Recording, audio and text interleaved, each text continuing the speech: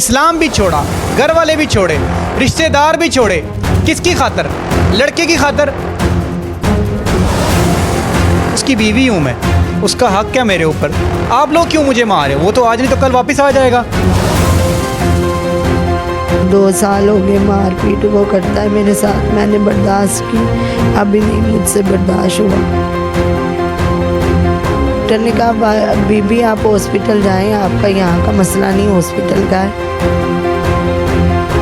इसकी फैमिली अब दोबारा इसे टॉर्चर नहीं करेगी, क्योंकि वो जाए तो किस जगह पर जाए, क्योंकि उसके पास सिर्फ आसरा अपने बहन भाइयों का रह गया था और उस थाने का रह गया था जिसके पास ये अपनी फरियाद लेकर गई हुई थी। मतलब किसी के साथ इश्क हो गया होगा आपको। जी ऐसा ही है ना? कैसे इससे मुलाकात होती थी? घर से बाहर जाते हुए या रिश्तेदार था ये? अस्सलाम वालेकुम नाज़रीन, AR ऑफिशियल से मैं हूं आमिर बशीर और आज की स्टोरी है मेरी एक क्रिश्चियन खातून के साथ जिसकी उम्र है 30 साल। मज़हब इस्लाम कबूल करने से पहले इनका नाम सबा था और इस्लाम कबूल करने के बाद इसका नाम कनीज़ हो गया। इन्होंने अपनी पसंद की शादी की लड़के के साथ। उससे पहले भी ये शादीशुदा थी जिसमें उसकी 2 बच्चियां थी। इसने अपनी पसंद के लड़के से शादी की, अपना मज़हब छोड़ा और उसके साथ हंसी बस्सी रहना शुरू हो गई। ये तकरीबन 4 दिन हो गए हैं अपने घर से निकले हुए। इसके खामद ने इसको मारने के बाद घर से निकाल दिया। शादी को अभी तकरीबन 6 माह हुए हैं और पसंद की शादी है, अरेंज मैरिज भी नहीं है। इस्लाम भी छोड़ा, घर वाले भी छोड़े, रिश्तेदार भी छोड़े, किसकी खातर? लड़के की खातर। और उसके साथ इश्क की बेस के ऊपर शादी कर ली। हुआ क्या इसके साथ? अब हमारे साथ मौजूद हैं, सब कुछ इन्हीं की ज़ुबानी जाने। अस्सलाम वालेकुम। वालेकुम अस्सलाम।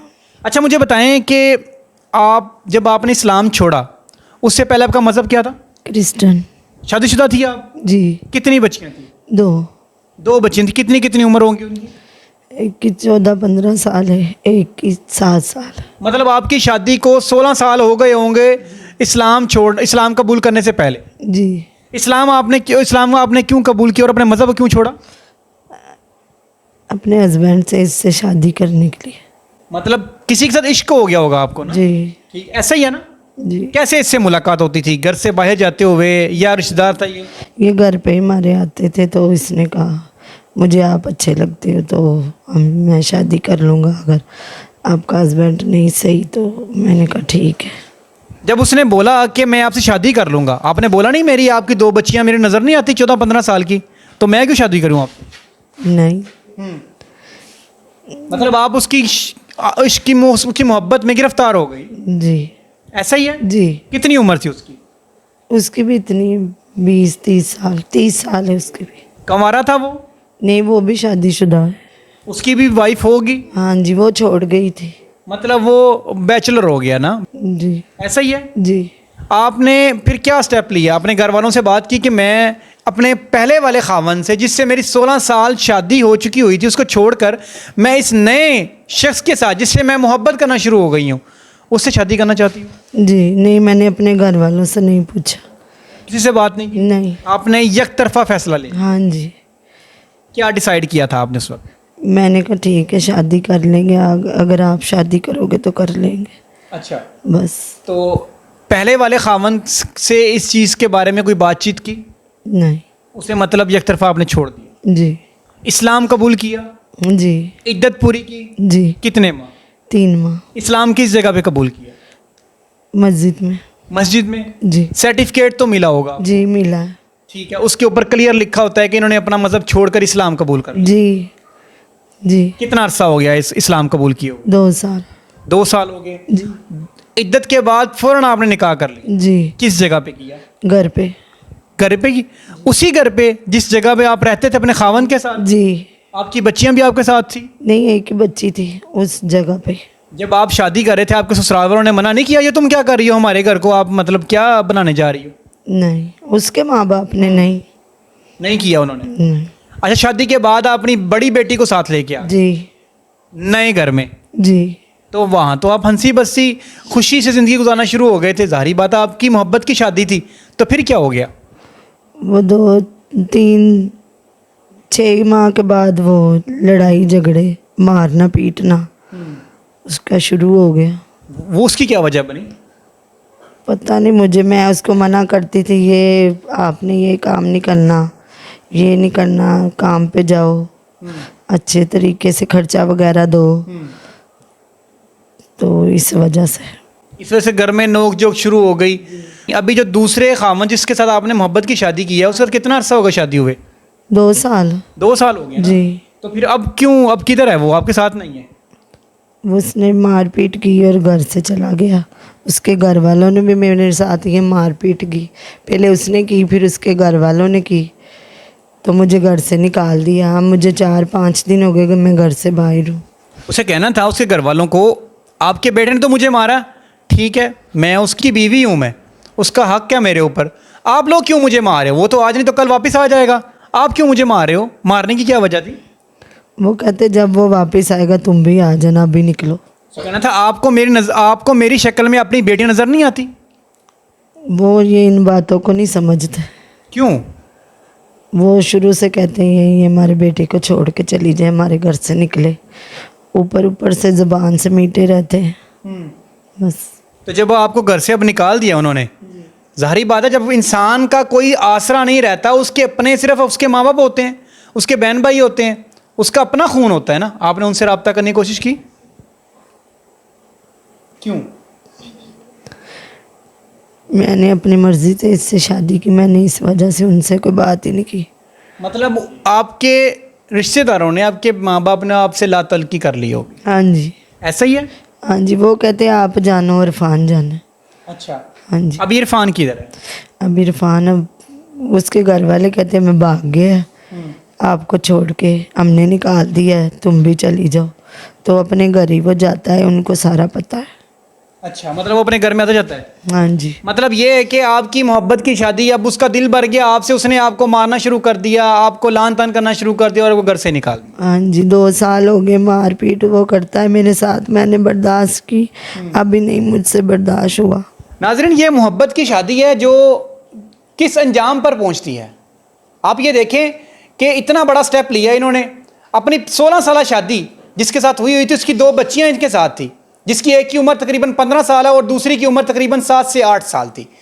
वो 2 बच्चियां छोड़कर एक नए लड़के के साथ, जिसके साथ इनका मोहब्बत का अफेयर था, उसके बाद इन्होंने शादी कर ली। अपना मज़हब छोड़ा, अपने रिश्तेदार छोड़े, अपने माँ बाप छोड़े और अपने सारे वो अजीज़ व अकारब छोड़ दिए।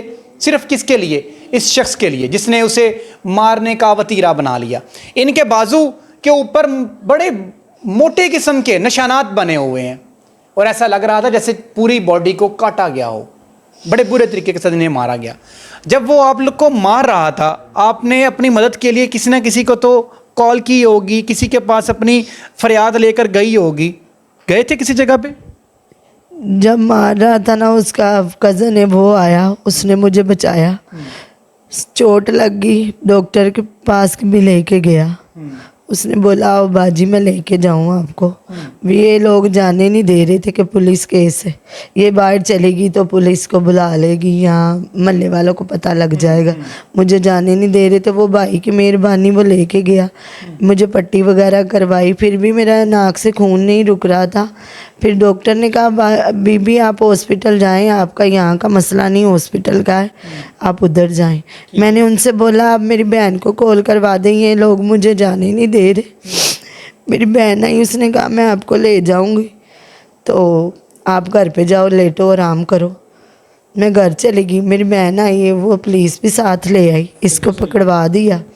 जाहिर है मेरे कोई भी बहन भाई होगा कि अपने बहन भाई की चोट तकलीफ नहीं देखी जाती, नहीं तकलीफ उसको देखी गई, तो इसको पकड़वा दिया। फिर उधर गया, उधर भी मेरे साथ बदतमीज़ी करता था इसका बाप और ये मेरा हस्बैंड इरफान। फिर इन्होंने पुलिस वालों के साथ मिलके बोला हमने सुलह कर लेते हैं अपनी बीवी के साथ। फिर भी मैं, उसने 2 दिन नहीं मेरे हस्बैंड ने निकाले, मुझे फिर मारा। फिर वही काम उसके भाई ने उसको मारा, उसको धक्के दिए कि चलो बाहर जाओ, काम पे जाओ। मैंने कहा काम पे गया, शाम को घर ही आएगा। वो नहीं आया। मैं दुकान पे सौदा लेने गई हूँ और मेरे ससुर ने अंदर नहीं जाने दिया और मुझे मारा पीटा। मेरी सास ने, मेरे ससुर ने, मेरे एक देवर है छोटा, उसने तो ऊपर भी मेरे साथ एक जेठ रहता है, वो भी ऐसे ही करता है, उसके साथ मुझे मारता पीटता है मेरे हस्बैंड के साथ। मतलब पुलिस वालों ने आपका कंप्रोमाइज़ करवा दिया स्टाम्प पेपर के थ्रू कि आइंदा के बाद नहीं, जिस तरह एक पंचायती सिस्टम होता है, थाने में भी ऐसा ही हुआ।